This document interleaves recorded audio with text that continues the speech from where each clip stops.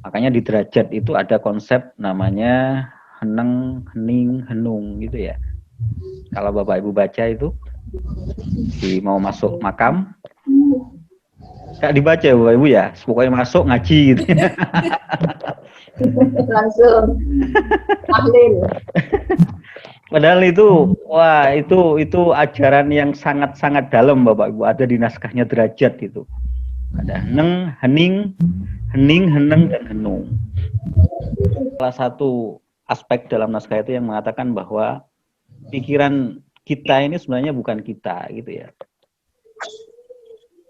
Dan selama ini Bapak Ibu kan selalu mengasosiasikan bahwa saya adalah pikiran saya gitu kan. Saya adalah perasaan saya. Padahal sebenarnya tidak seperti itu Bapak Ibu ya. Kalau kita belajar ilmu lama itu, pikiran kita ini bukan kita Bapak Ibu.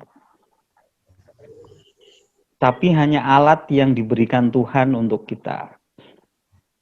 Istilahnya begini, kalau Pak Wagisan sebagai pejabat misalnya kemudian diberi mobil dinas gitu kan. Nah, mobil dinas itu kan harus dinaiki ya Bapak Ibu ya. Harus dikendarai. Dipakai, Pak. Iya, dipakai. Tapi bukan mobil dinasnya yang mengendarai kan gitu kan. Betul.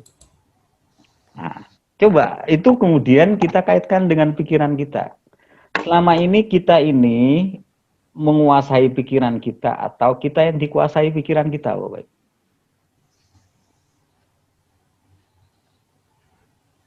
Kuasai pikiran, Pak. Yang dikuasai pikiran, Pak. Iya. Kita. Ya artinya kan kemudian kita mengidentifikasi bahwa saya adalah pikiran saya. Sehingga apa kata pikiran ya kita kemudian tidak kuasa untuk keluar dari memori itu. Itu yang disebut dengan Sunan Derajat itu bahwa langkah pertama untuk kita sadar, untuk kita bisa mengenal Tuhan, untuk menyatu dengan Tuhan adalah hening. Hening itu artinya ya pikiran kita ada, tapi kita tidak terlibat dalam pikiran kita. Kita menjadi penonton saja. Ibaratnya begini Bu, Bapak Ibu ya. Contoh sederhana lagi, Bapak Ibu suka sinetron. Ya, Indosiar. Kadang. Ya, suka ya. Ya malam mungkin lihat. Nah sekarang ketika kita melihat sinetron itu, Bapak Ibu itu posisinya sebagai penonton atau pemain? Penonton. Penonton, Pak. Benar. Atau kita terlibat di dalamnya, di dalam pusaran dari sinetron itu. Kadang Iya, ikut terlibat, Pak. Nah, itu. Kadang yang marah-marah sendiri sama tokoh yang nggak disukai gitu ya. Ikut menangis, Pak. Kadang ya sok lebih tahu dari aktornya gitu kan. Loh, mestinya nggak begitu gitu kan. Lah itu namanya bahwa kita ini masuk atau terhanyut dalam arus pikiran kita. Kita tidak mampu menjadi pengamat.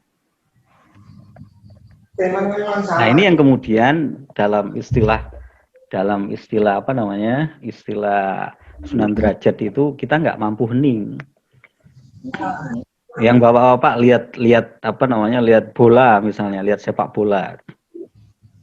Nah kita memposisikan sebagai penonton atau sebagai yang terlibat dalam permainan itu. Penonton. Iya, memang kita di luar itu, tapi kita nggak mampu, sering tidak mampu menjadi penonton. Kita terlibat. Sehingga kalau tim kita yang kita sukai kemudian dicurangi, kita ngamuk. Kita marah, wasitnya salah gitu kan. Wah itu goblok gitu. Giliran main sendiri ya, Kak. Nah itu tanda bahwa sebenarnya pikiran kita sudah menguasai kita, Bapak Ibu. Artinya pikiran kita sudah tidak lagi bisa kita kendarai, tapi sudah mengendarai. Nah, dimensi hening dalam anjuran derajat itu adalah ya kita tidak terlibat dalam pikiran, tapi kita menjadi pengamat terhadap pikiran. Menjadi pengamat gimana?